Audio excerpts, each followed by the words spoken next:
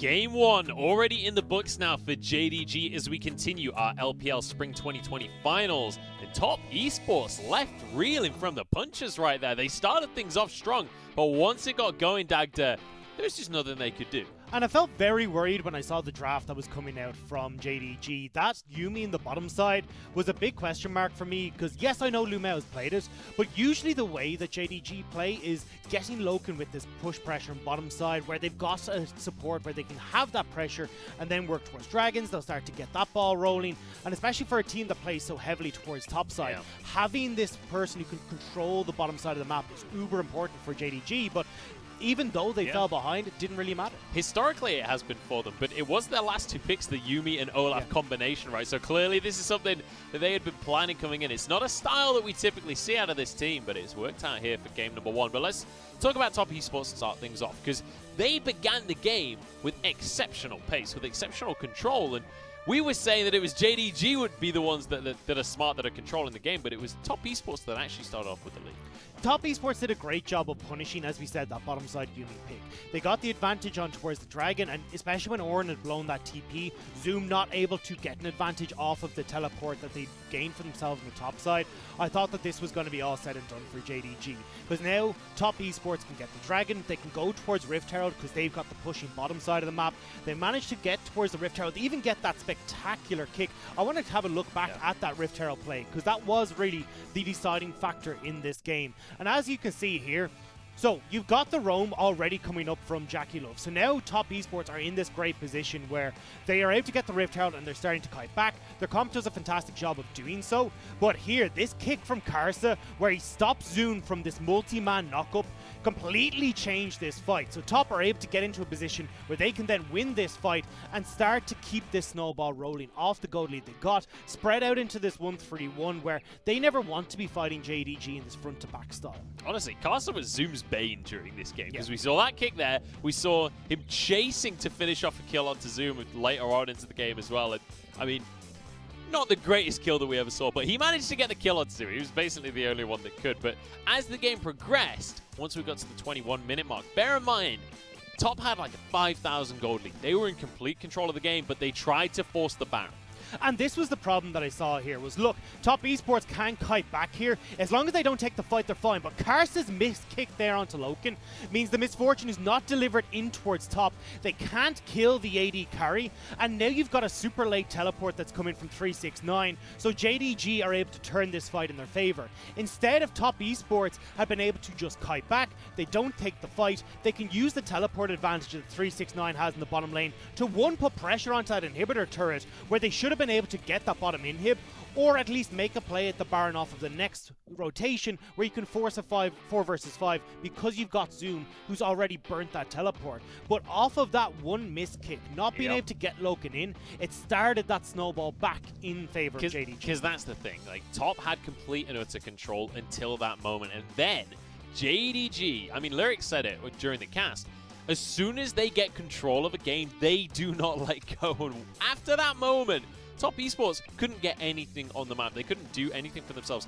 There was one fight at around 26 minutes into the game. We had a fight in the bottom lane where Zoom was just completely, utterly invincible, and Top Esports desperately tried to take him out. And this is the thing, is 369, even with that Blade of the Rune King, can't get through how big Zoom is. And look at where the map is positioned right now. Yagao is pushed in top side, so there's no pressure anywhere from Top Esports. You've already committed both of the solo laners from Top Esports to this bottom side. So when JDG turn this around, they already have the tempo in their favor. And when we talk about Top Esports, who were trying to go for this split push style, losing this advantage and that tempo play meant that it gave the opportunity for JDG to take over and then continue their snowball, finding these front-to-back fights, again with beautiful teleports from Zoom to start off pushing Jackie Love out of fights and turn this game completely JDG favor. Yeah, we've been talking a lot about the solo laners from Top Esports and how they weren't able to get things done. On the other side, though, Yagao on this LeBlanc. We know Yagao for his LeBlanc, and he keeps his win streak going this split, as he's going to grab himself the MVP for game number 1. And I mean, What more do you even need to say? 92% kill participation. This guy was everywhere. Not only that, it was him finding these damage moments at crucial parts of the game. May not be enough full picks, but the fact that he was able to get onto Karthus Lee Sin when the dragon was about to spawn, force him back, and then JDG can pick up another dragon. Because at the end of the day, this dragon stacking that JDG had managed to get in their favor was what really sealed the deal against Top Esports, because they just couldn't fight after that point. Yeah, and I mean, when you talk about the impact that Yagao's having in this game, you immediately then have to look over towards Knight, because we were heralding Knight as the best mid laner in the world that's never made it to Worlds, right? He's never played internationally. Here on the stage, though, going for Lissandra, it feels almost like a cop-out. These guys, they met in a LAN center. They're from the same hometown. They're now on the final stage for the LPL, and Knight basically just tags out a lane, says he doesn't want to fight. Well, I actually don't mind it here, because when we look at the draft, Lissandra does well into LeBlanc. I know we want to see blood. I know we want to see fighting. But when you look at the way the composition wanted to work from JDG, or sorry, from Top Esports, you've got the winning top lane where you have this Set who's gone play the Rune King, should be able to out-bully the Ornn in the side lane. Then you've got the Lissandra, who has the Demolish, who can also push in a side lane and not worry about dying to Yagao, and has this great escape using the Claw. So there's no pressure JDG can try and exert where you can deal with this 1-3-1 style. The problem was when they committed so heavily to that bottom side, and when they started to lose out at these objective fights, that's when JDG were able to come back into this game. If they'd stuck to the game plans, it would have been fine, but unfortunately, that wasn't what they did. And it felt like, you know, Karsa is kind of like a feast or famine jungler, honestly, especially in this game, because he had moments there where he was exceptional, but he also had moments, like you rightly say, where they could have opted out of some of these fights, and Karsa sees that moment of glory and goes for it. We saw it multiple times this game. We've seen it 100 times in the past where Karsa's gone for that golden moment, and it's won them the tournament. So whether or not we see that golden moment for Karsa this series will honestly be a huge decider, in my opinion, up against Kanavi, because it felt like, at least in the first half of the game, it was Karsa that was the highlight jungle. And it felt like if that kick had gone to plan, we would have been having a very different conversation on this desk.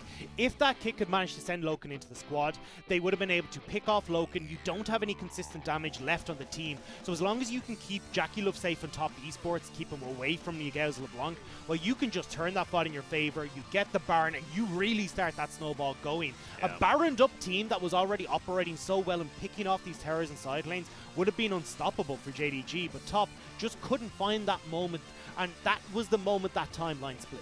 And that's the thing, like, when we talk about the strength of the Baron, the same can be said for JDG, right? We saw it in case in point in front of us when, as soon as they got the Baron, there was just nothing that Top could do about it. And when we look towards the bottom lane as well, we've got to talk about JackeyLove, right? He came into the split literally a month ago, I think a month ago today, in fact.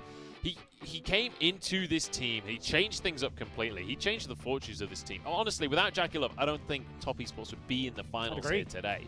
But here in this game, after getting first blood on the Aphelios, he wasn't really able to have much impact in the finals. Well, it's more the way that Top Esports were trying to play, because you don't really want to go up against JDG in these 5v5, because they've got an Ornn, they've got this Olaf who's running you down with a Yuumi. You do not want to be involved in these fights whatsoever. I mean, there was the one fight around Dragon, right, where Zoom and Yagao just like jump on him, and he's like, someone save me! And what do you do there? Because unless you've got that Lantern coming through from Chocho, you've got nowhere to go. So that was the problem when JackeyLove trying to enter these fights, and especially when you look at Ornn, Misfortune, these make it so, and the Olaf as well, with alongside the Yuumi, it makes it so difficult for you to try and operate in these fights. You're trying to avoid bullet times, call the Forge Gods, last chapters, and then as well on top of that, Olaf is just gunning straight for you. So unfortunately for JackeyLove, he was never set up for success. He was supposed to be more of this wave clearing style and very quickly getting through turrets when he had the opportunity to do so,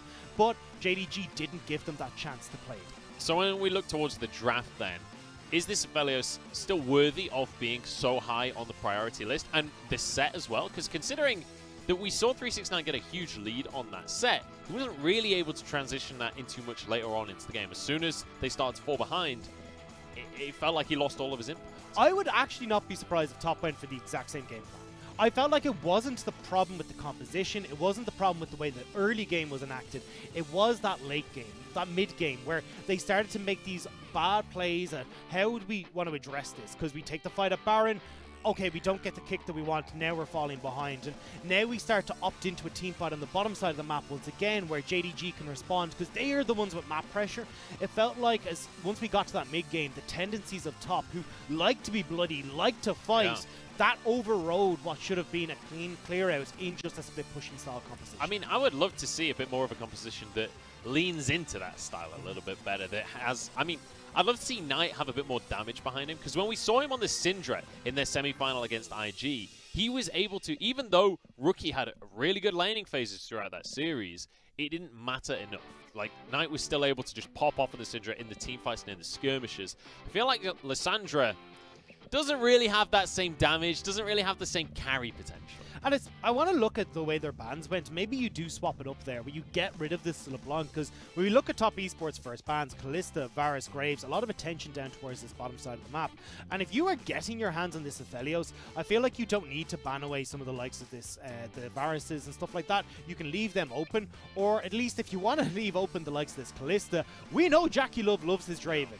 Draven does so well into Kalista, you can just play that and still win out. So this is where I want to see a little bit of adaptation in those first 3 bans. We'll see whether or not he's willing to bring the Draven to the table. But I do want to talk once again about JDG here, because JDG coming back from a massive deficit is not actually that rare. Now, I'm going to throw a stat at you here, guys. JDG have a 50% win rate when behind at 15 minutes. Now, that doesn't sound that good, but that's the first in the LPL. Like, consider, when you're behind at 15 minutes, usually it's going to be a relatively significant lead. Like, these guys come back in 50% of those games. And it's not only that they come back in these games, it's who they come back against. FPX, IG, now top esports. The way that JDG are capable of pulling themselves back into a game is so damn impressive. And now we get to see them once again try and pull this off in game number 2. But I want to see in game number 2 them get off to a better start, so they're not behind at the 15-minute mark, because it did feel like they were caught unawares by how this bottom lane support was going to go. Honestly, I know it kind of worked out, but I still think that they got caught with their pants down for that fresh bait. I feel like it was almost a little bit of nerves from the side of JDG. The way that they were playing in that early game just felt super passive, right? It felt like, okay, just hands off the wheel. Let's just see what happens and feel it out for the first few minutes. It didn't feel like the confident play that we usually see from JDG in the early game to start to build a lead for themselves. But it is worth mentioning, the leads JDG gets in the early game aren't that significant. It's once they get to the mid game that they really start to pick up the pace and turn a 2 or 3k gold lead into a win. But you can see the players back onto the stage once again, and they're getting ready to jump back into this champion select. So, Dagda, you've told me that top, they're going to kind of rinse and repeat this draft, or they're fine to rinse and repeat this draft. What do you think for JDG? Well, I think for JDG, definitely trying to secure yourself this earlier support pick could work out quite well. But again, the problem is you're giving over these big power picks, the likes of the Ornn, the likes of the LeBlanc, and I'd be very surprised if top esports did leave the LeBlanc open this time. I think just this thorn in the side of top esports was Yigao finding these picks, forcing back Karsa, so they couldn't get these dragons in their favor. So I think a heavy ban towards this LeBlanc will swap up the way top esports operate, and maybe that's when we start to see the likes of the Syndras and this, like stuff like this, come in for Knight, where he can actually have the big impact we know him for. It's still crazy to think that Syndra is such a high priority pick and ban during the series, when Knight isn't really Knight doesn't think of himself as a Syndra player. He said it. It's his most played though, so something's got to change here. This is where it doesn't make any sense to me. I'm like, oh no, I'm not a Syndra player, and you're like, look at your stats, bud. Like, just have a look. But when you think of Knight, the champion that comes to your mind is Zoe, not Syndra, right? Typically speaking. But against IG, it was like 100%, I'm going Syndra every single game. And you can see here, JDG came in, immediately took that off the table. And I'm looking at actually the Silas pick, I think, that could work for Knight before. He's had insane performances on that, and especially when you're expecting to see the likes of the Ornn in the top side of the map, where you can start to steal away some of these big ultimates. Just turning that back onto JDG could be the way that top turn this around. We'll have to see if they can turn it around and if draft changes are going to be the answer. It's time to jump into game number 2 as we head back over to our casters. Thank you very much, Jensen. I know there's a lot we want to go through and pick and ban, but first, I'm Mysterix, this is Lyric, and we'll be taking you through the call. Hopefully as many games as possible here after JDG made their way back in game number 1. And I gotta say, like, I'm not disappointed in either team. It's a grand final. I just don't want the script that's gone across the world, the 3-0s that we've seen, to be a reality. That's all I asked for.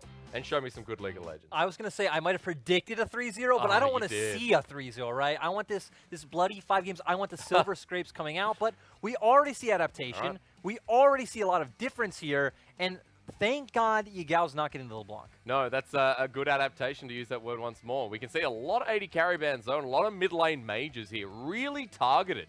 Loken's best champion in the Kalista, the Syndra's out from Knight yet again, and also is Zoe. So we're going to have a very different pick and ban here going into game 2 with the Trundle taken first here by Top Esports. Yep, for a lot of our new viewers, first pick Trundle might be a bit weird, but here in the LPL, this is a norm. A lot of junglers in the LPL feel like it doesn't really have any bad matchups, even things like the Graves, which Top Esports did ban this game. Yep. In the Kindred, they're fine with opting into that. It also fits into a lot of team compositions quite well. We might not see that right now for JDG, but remember, Kanavi, his pocket pick last year was a Kindred. His reality now is Kindred as well. Zoom back on the Ornn, though, his most played. And for 369, his Aatrox has some cool stats in it as well, Lyric. It's a big win rate here for 369. Has not lost a game with it here in spring. Ooh. As don't get baited in, sir. I know you want this. I know you want the Jackie Love Draven. He pulled it out in game 3 against JDG last spring finals, but we get his misfortune instead again. I was going to say, Hysterics, everything so far is very standard for the LPL. All the power picks being taken. And with all these mid lane bans, Yigao wanting to go towards that Azir is the second most played, has looked very good on this champion, and JDG already setting up for the standard front-to-back team fight. People remember from last year, I mean, seeing Yigao on this Azir, right? This was has been a favorite of his for quite a while now. Let's go into the second ban phase, because, again, big difference here. We're going to take away more of Knight's champions. That's what JDG is saying. Yeah, the Corki is a good ban. Maybe the other thing we can expect, maybe the Kassadin, also a good matchup into the Azir. Would be kind of strange in TS's comp, but we also know that Top Esports just love playing 4 straight laning phase. So you mentioned the Kassadin. We've got 15 seconds to find out. Top Esports say no, Lumao. You're not going to be getting the Thresh, even though last game it was about the combo that came through with the Yuumi. You lose the Brom there as well for the bottom lane. Yeah, and here, I would expect us to see Kanavi go towards a jungler. Support counter pick is just so valuable. Taking away the Lee Sin from Karsa would be great, would give you a lot of early pressure. True. And you already should just end up winning the scaling war just from the fact you have Azir Ornn in the field. I mean, that's insane, right? Like, for JDG, we talked about how they play mid and late game on the desk there. This is going to be set up here with the Lee Sin take away by Kanavi. Well, Top Esports finally get the Leona, but we need a solo laner here for Knight. Yeah, and Knight has just played so many champions, Victor. actually pulling out the Victor. Has played this before, has always been a champion he's kind of gravitated towards. Last champion here for JDG. Now, what fills this out? With the Braum and Thresh bans coming in, there isn't anything that fits that well, so maybe just going with the Tahm Kench would be the best option. Ooh, safety towards your laners here for Loken. Once again, Lumao propping up the rest of his team. And for JDG, you look across the board and you say, as you mentioned before, we got a lot of fighting towards the later game, but we got to get there first. The Top Esports are going to be the thorn in their side throughout that early to mid. Yeah, and actually, Top Esports comp, pretty weird. We obviously don't see a lot of Victor. Again, I think it said it was picked 3 times. 2 of those times before were by Knight himself. Yeah. And when it comes to where we're going to see action on the map, won't be mid lane, right? It's probably mostly going to be in the top side. We already know both these teams love ganking top lane. 369 on the Aatrox wants to be very aggressive. And then Chocho will be on this Leona that you don't feel a lot of threat coming in from the Tahm Kench and Aphelios. You can just leave that lane. Of course not. And you look at this point, very different game style altogether, right? Even though it's different drafts, it does feel like the pace is going to be a little bit slower from the side of JDG. The mid-game set up again towards late that we saw in game 1, which was their win condition.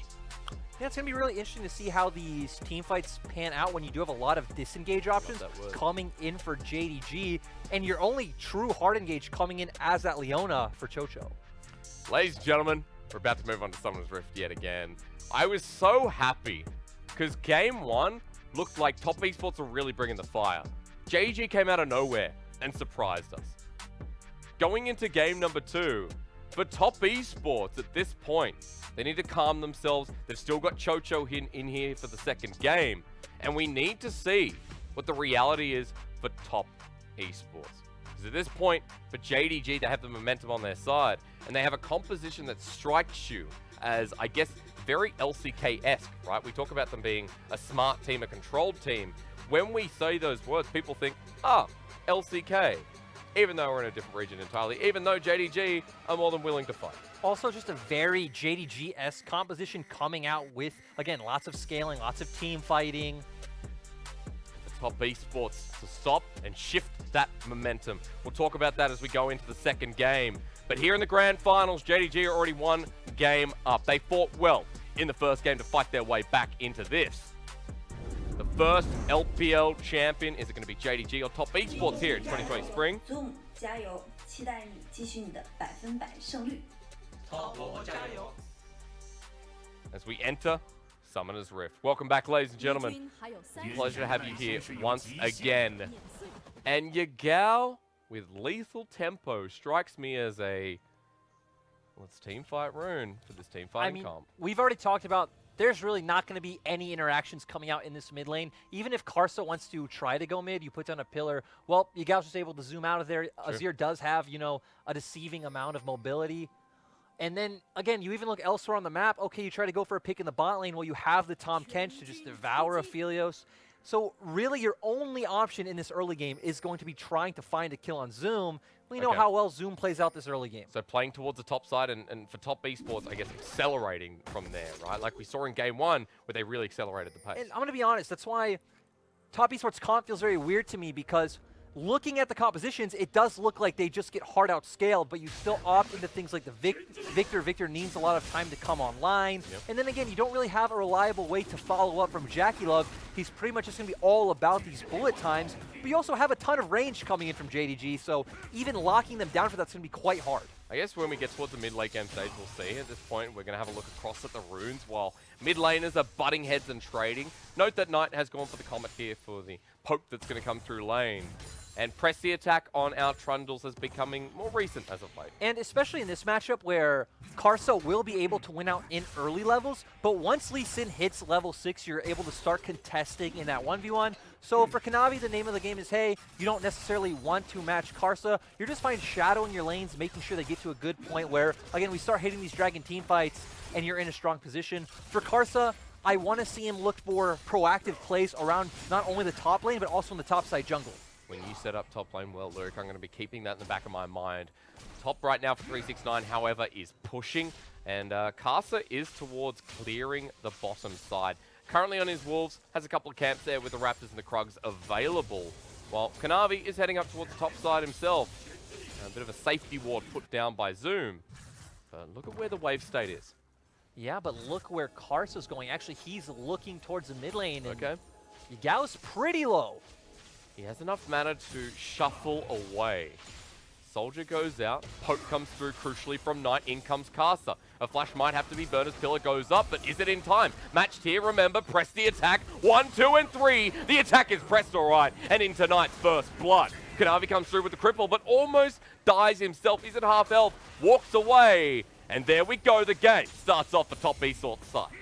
Ooh, and they want to keep this going, but Kanavi does miss the Sonic Wave. And you pointed out how Yagao had enough mana to shuffle away, but clearly not having one of those abilities up, so good patience from Karsa to find that opportunity, but still both of them burning summoners. Still overall net win obviously for TS, but going to be hard to look for a repeat play. But when we talked about how this game ends up going for Top Esports, seeing this momentum started off well, while Knight comes in with a teleport, but doesn't manage to take any damage from Yagao. Also note that Knight got first blood. That means double amplifying tome after using the TP mid.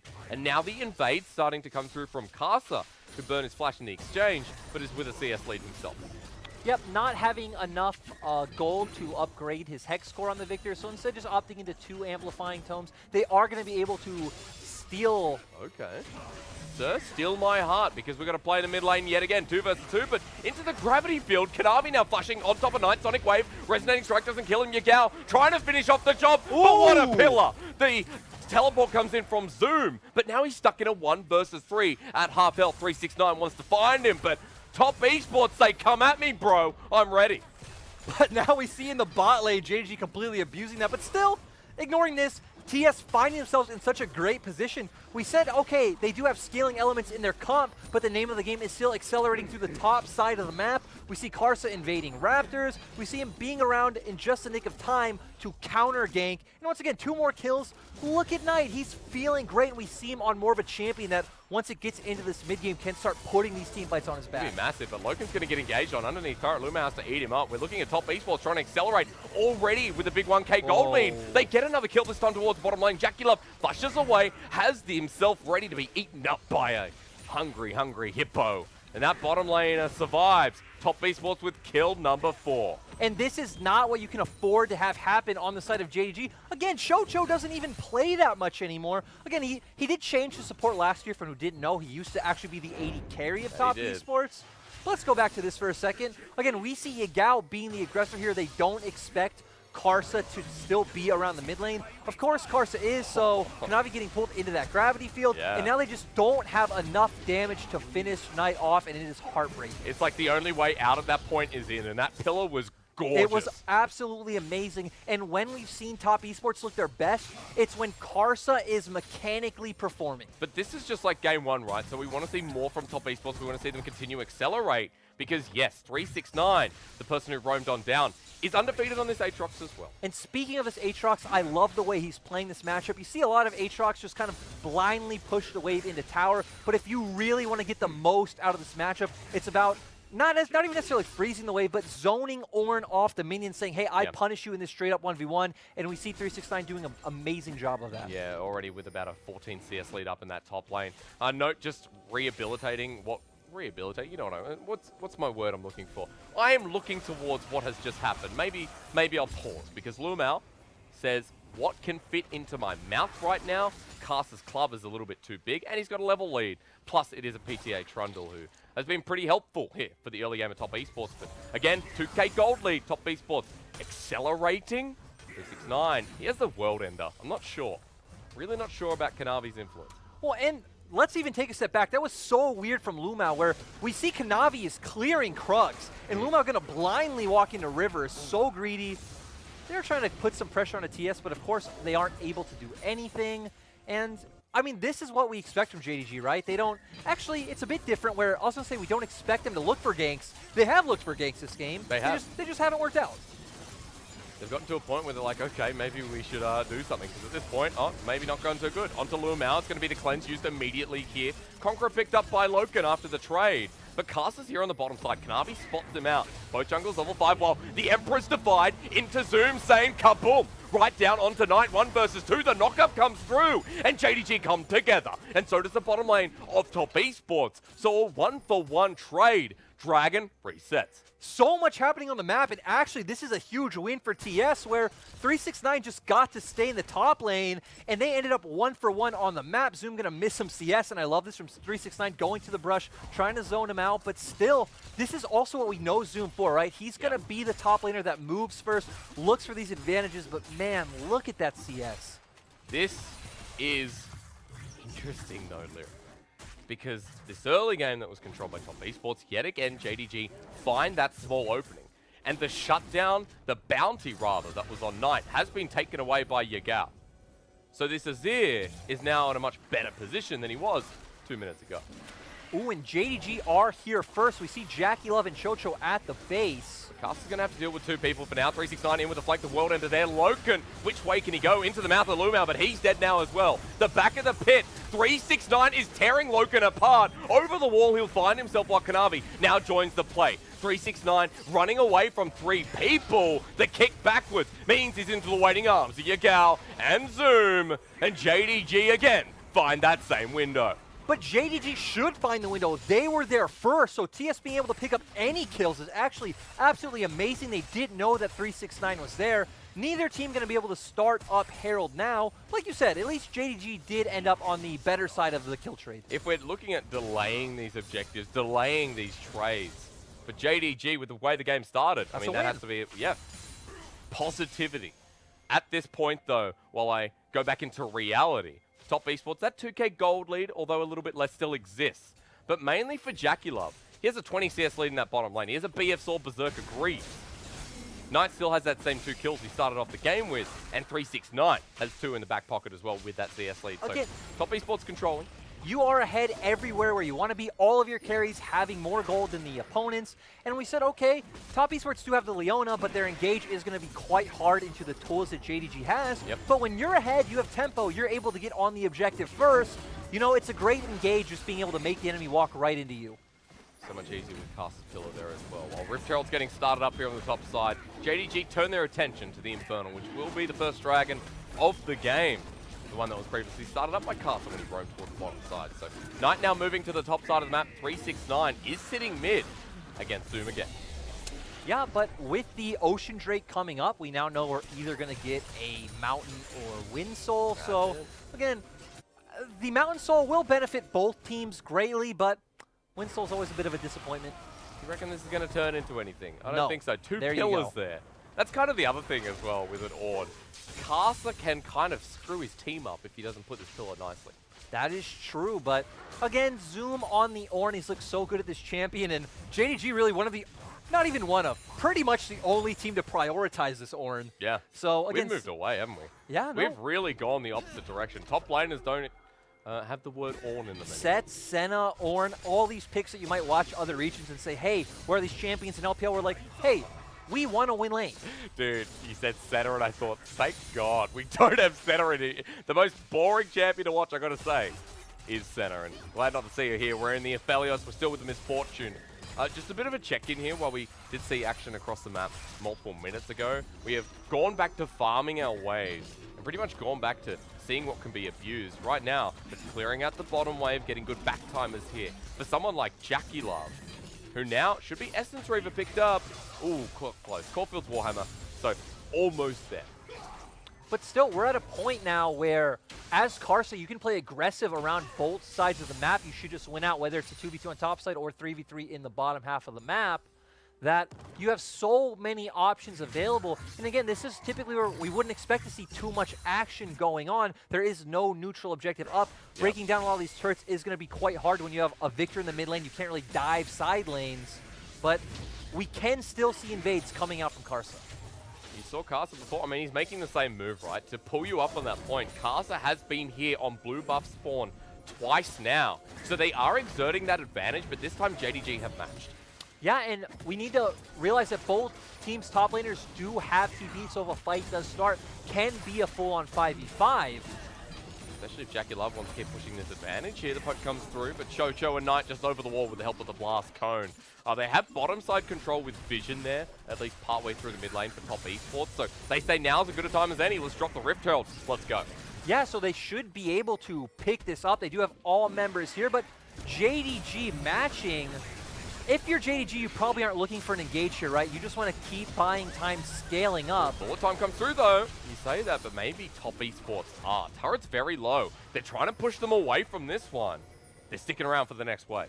Yeah, and again, they should be able to pick this up, no problem. Okay. The question is whether JDG can find an engage off of a TS misstep, but again, I don't feel like JDG should look for that. Just keep getting items under your belt, scale up on the Azir, on the Aphelios. We have these Ornn items coming in later, and great move from 369 heading towards the mid lane and really creating pressure in all lanes on the map. Because for JDG, it's about you're happy giving up certain things, right? But there is a point, there is a line where you say, okay, we have to contest this. And it doesn't feel like we're there yet. The turret goes down. We don't get towards that in the Ocean Dragon, do we? I was going to say, I don't feel like we're at that stage for a long time. Okay. There are no Barons being threatened. We're not even one dragon away from Soul Point. So if you're JDG, you should feel fine to say, okay, we've fallen a bit behind from our own mistakes. We can just try and farm up, buy time. Yagao getting some plate gold is a good start to that. Yep. And we're at a point where, just to get you back up to speed, folks, 3k gold lead here at top of your screen. At 14 minutes in the game, so plates are going to disappear, and that Ocean Dragon easily set up here for Top Esports to reiterate on that one. Vision control, been a strength here for Top, and you can see that river is lined up. Well, it's just a farming game for JDG to continue forward, and I guess we need to note what items are coming soon to see what Top Esports can do with the resources they have, because Knight, I believe he has the Hex Core fully upgraded. He's still sitting on that lost chapter while we're just watching an Ornn hit a turret. I just want to say, though, the auto attack sound is, like, really pleasing, so... You said Ornn and Maokai are the two most pleasing champions. Ornn, Maokai, Jax. Yeah, both of them are tanks. Yeah. That's why I told you I love Ornn versus Maokai top. But that lane is satisfying. We see on the map that we're at a point where Knight can pretty much just press his E, clear out this wave, and they should always get first turn on the objective. Yep. But ooh, more auto attacks. Oh yeah, you get what you want. What level is he? Level 10. I don't know. I didn't need him to stop mining, stop building. That's the one to see that. Zoom gets a solo turret though. And he's going to Iceborne Gauntlet. Oh no, Lyric. I'm sorry. Yeah, going to itemize. Again, you have a lot of AD coming out from TES, but Knight is going to be a massive factor in the middle stages of the game, getting that extra health. Oh, the solar flare. Top Esports say, giddy up. Loken at half health. Now the teleport coming through. It is Zoom. Level 11. Odin sends his regards. On top of this, AD carrying Jackie Love. Zoom looks for the further engage. Jackie Love says, what up? Walks away. Couple of ults burnt here. Teleport as well, while 369 doesn't burn his. Yeah, and great play so far coming out from TS. We said that Knight will always be able to push this wave first, heading down towards the bot lane, actually are able to threaten a dive, and now you don't even have the call of the Forge God on the side of JDG to look for an engage. Are they pinching or are they the ones getting pinched? That's a great Graviton, but the flank comes through. 369 made the TP play. Blue Mao eats up his 80 carry. Bullet time is cancelled here, but Jackie Love still does the damage, and top esports are all over JDG. You got mine fight Chocho, but Zoom now says, get me out of this place. Knight for the follow-up has enough mana with the blue buff, while Lumao is going on a journey. The Frog and the Scorpion, we've heard this story before, always ends up with the Scorpion stinging the back. Lumao is 4 levels behind, and although he can run, he can't hide, while top esports take all of the fight. They're going to take the Dragon as well. And 369 has had some really great flanks on the Aatrox this game. We already talked about, he doesn't lose on this champion. He's looked phenomenal on it all split. We see him constantly using his pressure, bringing it around the map. He knows when he needs to stay in lane, can try and force a CS advantage and whittle down the top lane turret, and it's really set up TS for a lot of success in this game. I mean, this is another great early game, right? I just want to see how it continues. I'm a bit skeptical after I saw that first game, but seeing the double Herald yet again here from top esports is a good sign. And Knight sitting in the side wave for now. We're getting to a point where TS are just able to, like, they're so far ahead in terms of their carries, they can constantly push out the mid wave, move to sides, and they do have enough damage coming out from this Victor and this Misfortune to threaten dives. There was that TP we were talking about, and Loken's like, help. Yeah, just looked great coming in, able to get on. Oh, just great 3-man of his third Q, so that is where most of the damage is located. Yeah. And then from here, you're just able to easily take the Dragon. After that fight, 3-1-1 here on 369's Aatrox. Yet again, finding success. 3-1-2 on Knight. And Jackie Love is the focus here. 9.7 CS a minute here at the 15-minute mark. And he's 1,500 gold over Loken as he bullet times him away again. Top esports trying to force around this turret. And Jackie Love says thumbs up. Feeling pretty good here in game 2. Yep, we are getting to a point, though, where it's going to be really awkward sending Knight to a side lane. Victor, at least for Azir, right, you are able to just shuffle out, you have a bit of safety in your kit. But for Victor, if you're in a side lane, you do end up pushing out too far, or JDG just commit more members to bot. No escape. It's going to be very unsafe for Knight. I mean, even though Knight's ahead, right? You get to that point when you're Victor where you're like, I can comfortably deal with a 2 versus 1. Knight, pretty much there with the Luden's Echo. But I mean, if you have Kanavi and Zoom, the ones to go down, you open up the call of the Forge God, you have the Dragon's Rage and then a Sonic Wave, you're not really going to have any time to dish out that damage. You're going to be dead. That's very, very true. I'll keep that in mind here as we look at Knight down the bottom side for now, receiving the wave. Yigal doing the same in the top side against 369. So we've shifted lanes a little bit here. It's the first time that top versus mid has occurred in this second game, but Karsa's still doing Karsa things here. He's trying to get these invades across, despite being down about 30 CS in the jungle matchup. But I love what TS are doing. They're just kind of shifting between top and mid. They have top push, they have mid push. They can pretty much freely threaten either of these turrets. It's a vision that they've maintained, right? At this point, Pillar going to be put down to zone Yagao off, and he can't get near the wave, so another turret goes down here. Jackie Love now rejoins the fight as well. Zoom sitting in the mid wave. He's spotted out on a ward through there. Knight is not making any intention of moving. Esports, where do they go now? Now it's just very obvious. You just go mid. We saw Knight push in the bot lane. You still have Herald on Karsa. Just 5-man the mid lane. Drop that Herald and should be another turret that you can easily, you know, get into your hands. I love shooting shurikens at 5,000 range. That's nice. Herald, you mentioned, is coming down. I just love how much you hate Aphelios, but I promise.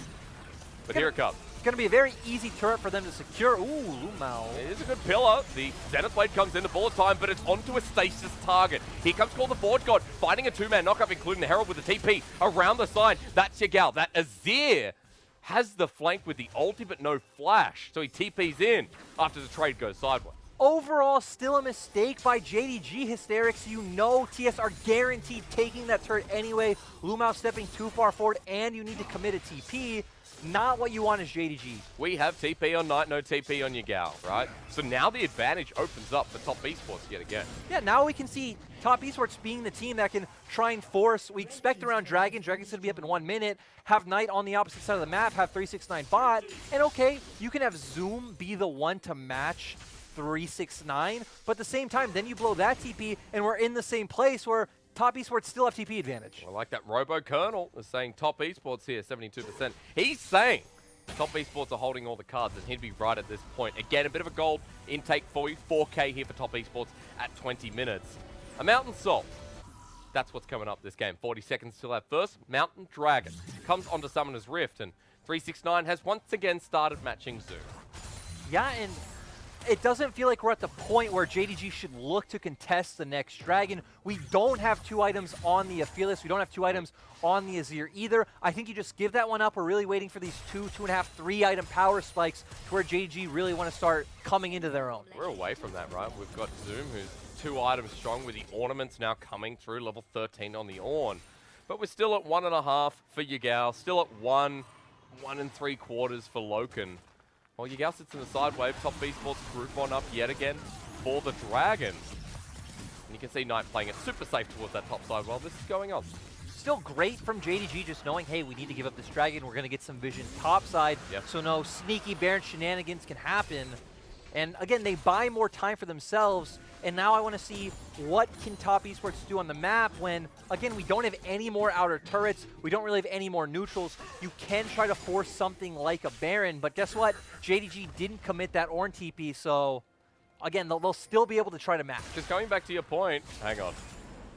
Settle down. They have a Victor. They aren't going to go for this 22-minute Baron Hysterics. Look, they did it last time. I thought even with the misfortune, why not? Be yourself. Don't be anybody else. They can try to do it if they just want to bait out Zoom's TP. But again, it seems extremely risky to put yourselves in a position where, despite the fact that you should win a fight, you're still giving JDG a good position to try to get on top of it. The same window that in game 1 was what put JDG back into the game as well. So you don't want to do it when your composition is a bit more, I guess, cut and dry on paper, as you can see from JDG's side. So at this point, Top Esports, they don't take it. They clear away vision. They get that further control up towards the top side of the map. And now playing around with the vision. We're even 369 here, going in for the enemy jungle blue. And this is what 369 needs to do. Oh, yeah, that's what Jackie Love sounded like, because he just got off the bullet time. It didn't hit very many people. Is Knight going to be walking into this Sonic Wave? Kanavi with the kick flash, walking into danger. Knight gets knocked up again. The poke comes through. He's very, very low. Teleport going to be used here from Caster, but Loken pushes them back. That could have been so much worse for Top Esports as Knight. That's an uncharacteristic mistake. It was coordinated so well by JDG, and this is why, again, if JDG were at the 2-item mark, maybe in that situation, Knight is just dead. Very true, and Top Esports say, hey, look, we made that. But we're going to start the Baron. You know what? Characteristics back off. All of the ultimates are down from JDG other than the ultimate from the Azir, so you should feel fine going into a straight-up 5v5 it's the 2K, against JDG. it's just gone. Chocho over the wall, says Lumao, get out of here. He gets the Zenith Blade onto 2. Baron is secured. The Emperor's Divide is Sharima's non-stop ticket out of there because JDG have lost the Baron, and Top Esports this time recorrect the mistake. Overall, it was just a great call from TS because, again, realistically, even if JDG do contest, they should lose out in the fight.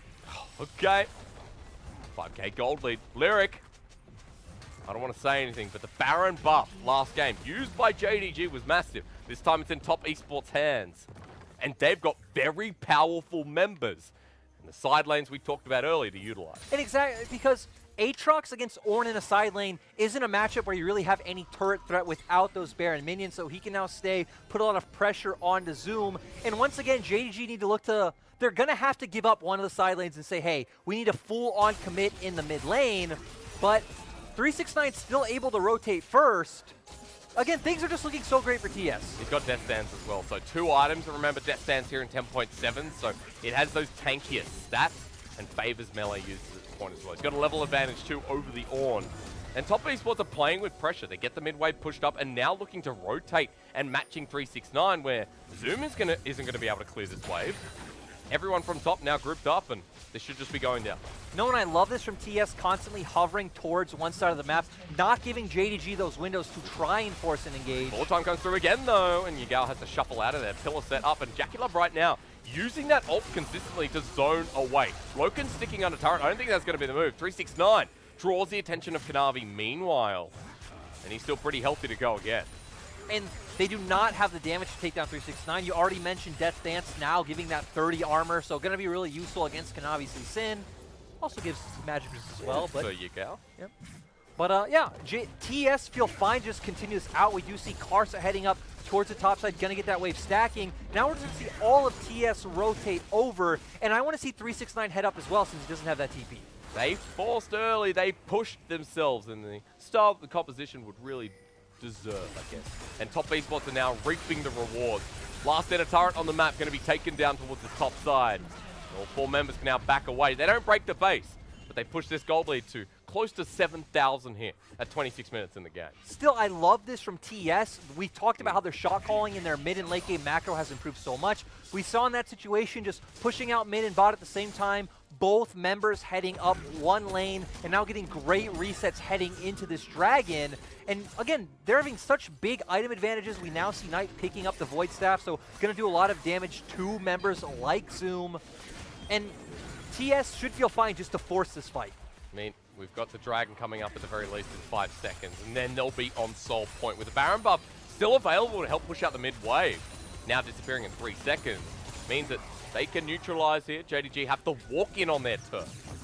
Yeah, so TS just going to feel fine starting up this Drake. Yep. JDG are at a point where they can start looking to contest. Kanavi wants to steal. Sonic Wave resonating strike. He goes on in. He steals it away. Kanavi now to go golden. The bullet time comes through. He's in the middle of the enemy team. Top Esports takes him down with the help of the Subjugators. Well, the Fortune God comes through to disengage. But 369 over the wall can't manage to knock up Zoom. The Chaos Ray was used as a pillar.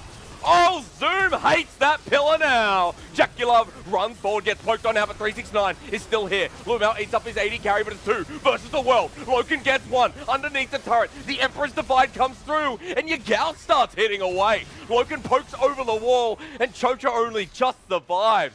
Can turn on a whim here for JDG. Loken and Yagao played that fight so well, ending up in a 1-for-2 situation, but you're the ones who got the dragon. That is massive for JDG. When it shouldn't have been. When you said Top Esports should feel fine taking this. Wasn't fine in the end with Kanavi finding his way in. Still though, TS are comfortably in the driver's seat. Let's point it out. They still have a 6K gold advantage. Kanavi did get in there with the steal, but we just saw how much damage that TS have. We'll have a look again because Kanavi came through and just, yep, fine. Yep, just takes it, does get the smite over Karsa, gets out, still dies to the laser in the end. And this is where, again, you think TS should just come out ahead. Is going to use that Call of the Forge God, but we're going to see here, you pointed out, hates the pillar. And now we're at a point where we have a 5v3, 369 going in, everything looks good, but looking at Yagao's position on the minimap coming in from behind, Loken played that so well as Lumel pushing them off and now playing around this turret. Dude, that you would hate Tom Kench after that fight, I'll tell you something, because Lumel was the start of that resurgence here for JDG. Now, the only reason I got excited because I thought, is it happening again? Top Esports, as you mentioned, are still in control. They can still play towards their Mountain Soul, but JDG essentially put a delay on this clock for an extra 5 minutes. And now we count down. We're 6K gold advantage, but let's remember, JDG do have an Ornn. We do start having Ornn items on their side, so it's a bit less, maybe about like a 4.5K gold lead, and it's only going to get better for JDG as, you know, Yagao and Lumel start picking up more and more items as well. So you can see Top Esports are looking for a pick, and onto Kanavi, they may have found it. Zenith Blade is there, the pillar again, eaten up by Lumel though. Chaos Storm in a choke as Call the Fort God comes through. Loken feeling confident, but a lot used by Top Esports. the Infernum ulti comes through, and that's a Vigil only for one. Yagao gets caught out, the ball time comes around, but only onto Zoom. JDG are chunked out. There's a Baron spawning in 3 seconds. And we've seen a lot used by both sides, actually. TS, Victor, Misfortune using their ultimates, but as well Call of the Forge God down, Moonlight Vigil down, coming out from Loken. And again, you would expect not much is going to happen right now. Neither team has the ability to force. Neither AD carry has their flash up, so would be a bit dangerous. But we've seen top esports are willing to make the bold calls. And they're pretending that they're not in the top rush yet again, waiting for Kanavi to walk through. Sonic Wave connects onto Caster, and they're spotted on out. Knight even rejoins the group. But still great from 369 to walk up from pushing down the bot lane, so they're going to be able to just keep Vision secured. If they find a pick, he is there. Maybe they can even just try to force out Zoom's TP. Yeah, because he is spotted out. No, he didn't walk into Vision at this point, but a teleport up and available, as you mentioned. Yagao doesn't need to use his, he's joined in the fight. Baron has started. Caster over the wall, drops control ward, spots this one out. The Chaos Storm comes through once again. Lumao pillared up. The Storm looks for its follower, and onto Yagao, almost finds it. The Solar Flare wanted to finish off the kill, but Yagao only managed to get away yet again. And let's remember, TS aren't able to force anything else because Yagao does still have that TP if they wanted to keep going. And now JDG, Zoom pushing out in the mid lane. Dragon's coming up in a minute. A minute with Baron fully warded by JDG, remember, as well. Someone from Top Esports has to clear that ward to try and play the double threat game. Yeah, it's going to come down. You're going to feel very uneasy as JDG thinking, hey, if we go for this Dragon, they can try to turn it on to Baron, or vice versa, because actually, JDG are the one who holds the cards with neutral objectives, because you have an Azir and an Aphelios. That are at 3 item points here. Look at the Aphelios with the Molten Edge now in the inventory. With the Morellonomicon, with the Nash's Tooth, and the Sonya's Hourglass for Yagao, who's level 16. So that Emperor's Divide at full capacity now. 20 seconds till the Dragon. Looking towards JDG, but I'm at the moment looking towards them top side. They put the priority in clearing out Vision themselves, while Top Esports are hanging around mid, preparing to go bot towards this Dragon. Yep, TS having to feel some pressure from JDG's comp being on that top half of the map. You got to feel really scared to ever start the Dragon. I want to see a 1 versus 1. They're going for Hysterics. The Baron instead. 369 was spotted out here. They don't care. They're starting it anyway. No, this is great play from them. Again, Karsa cannot commit to the Dragon against an Aphelios and Azir comp. 369 though wants to find the chase up. JDG fully disengaged the Baron. I agree. It looked like a great play, but they don't want to risk it. No, and now TS are going to be able to start controlling Vision once again. TS were able to get push on the mid wave, and now Jackie Love going to head and try to solo out that Dragon. Again, another play that kind of delays the game a bit, right? JDG pull off of the Baron, they reset. They're like, okay, take the Dragon away anyway. 30 seconds later than it would have been if Top Esports just went down here. Taken, Yagao, they're doing it again. On Vision, do you think they can? No. No, no way, but still very cheeky call, and I like it. Well, Knight's here as well. I mean, the cheeky call can be used, but Chaos Storm over the backside. Teleport is coming in as well. 369, he's found out. Dodges away from the Shurima shuffle. JDG on the back of this one at 3K. Aggro is maintained. 3K still sitting there. Caster not going to receive call the Forge God, but the ball time zones them away. A lot of ultis used. Baron still at 3. Bad Baron calls are the death of this series so far, Hysterics. TS can just keep juggling this aggro. He's still sitting there. Kanavi still in the back of the pit. Are we going to do another 50-50? Chocho's running in. On top, the Solar Flare comes in as well. 369. The AoE, the Baron. Secures here by Top Esports. And now they make their move. Well, the 80 carry finds Knight in the back end. He'll be traded by Jackie Love. And for JDG, this is done. Kanavi runs away. And finally, Top Esports convert that early game into the success of the late. And like we said, Barons are being the decider of this series. Top Esports can probably just push down mid and end. They're doing exactly that while 369 keeps Kanavi at bay. 30 seconds on the death timers here. The inhibitor's going to be broken, but they're going forward, as you mentioned. Yeah, and again, no one on JDG can stop them. It's only Kanavi up. All I can say is finally the script is burnt. We didn't want a 3-0 finals. We didn't want this to be over before it's begun. Top Esports, this time more successful, find that miracle fight, and we get one apiece. We get our grand final, becoming a series. In great play from TS after that early game, really finding those advantages in the mid lane skirmishes, and finally able to snowball that went all the way into a win. You gotta say, at this point, Now everything's even across the board. I started to think that game number 2 was going to be just like what we saw in game 1 with JDG wrestling back control. But good to see Top Esports coming out of their shell. The confidence finally coming through as well. Yeah, and we finally got to see their mid-late game shot calling really come together again. When the way they were using that Baron was very beautiful, but then on the side of JDG, again, this game has started to be decided by very bold Baron calls that probably shouldn't happen. And we get Knight on, you know, like on a champion, that game that is a bit more Knight style at the very least. He did play the control mage very controlling, I'll say as well. At that point, I was like, well, you know what I mean. Yeah, he did play a control mage, and he did control with Chaos Storm. But that game, almost decided by someone like Loken, someone like Yagao as well. But at the end, you know, JackeyLove had a very clean performance to write home about. I feel like a lot of the members of TS just stepped up. Again, we saw a 2v2 kill in the bot lane coming out from TS, so both of those guys looking great. And consistently, Top Esports are winning out on the top half of the map. Yep. And 369, another player we need to highlight because his flanks this game were absolutely beautiful. It was 369. It was also set up by Castle, right? Because if you're talking about the setup in the early game, it was Casa on the Trundle pick. Those that was pillars. such a nuisance, man. And it is good to see Casa in a grand final environment performing to his limit. That's important because when Kanavi was the more hyped up jungler, Casa needs to show some merit. In this game, merit is all we got.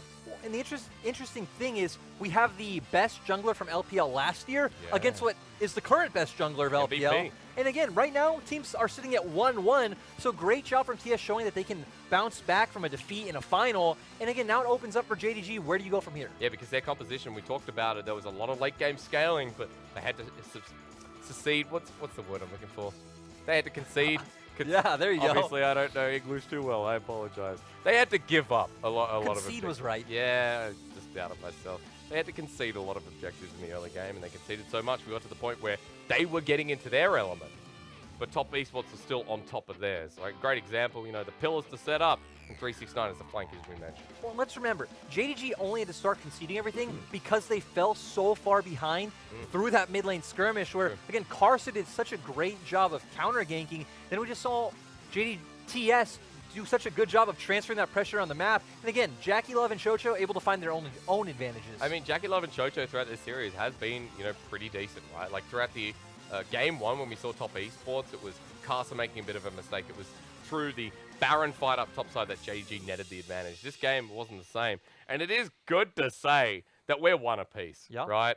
We don't want to be LCK, LCS, LEC. We don't want to be a 3-0, man. We need to be the 5-game series, I'm just asking. But at this point, for Top Esports, that is the consistency of this brawny squad that was fighting all game long.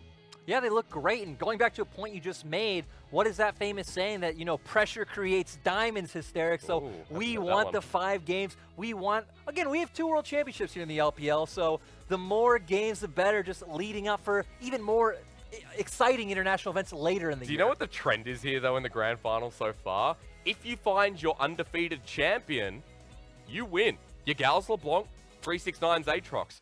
And another revelation I've just had, Zoom has lost his first ever game of the regular season plus playoffs. They hadn't dropped a single game. And now for JDG, it's like, oh no, he can't find Dime. I was going to say your theory falls apart a little bit when, you know, Zoom is undefeated on the Ornn and on everything else. That's but true. Still, I'm just glad that TS were able to pull it together. I want to see where we go next game in terms of side selection because here in LPL final, the loser does get to pick the next side. That's true. So things are now going to be in JDG's hands. I mean, I'm excited because the drafts have been so different in both games here. We are going to throw to a break. We've won a piece here in the grand final. We're going to game 3, unsure as to what's going to happen next. Here, the grand finals. We'll be right back.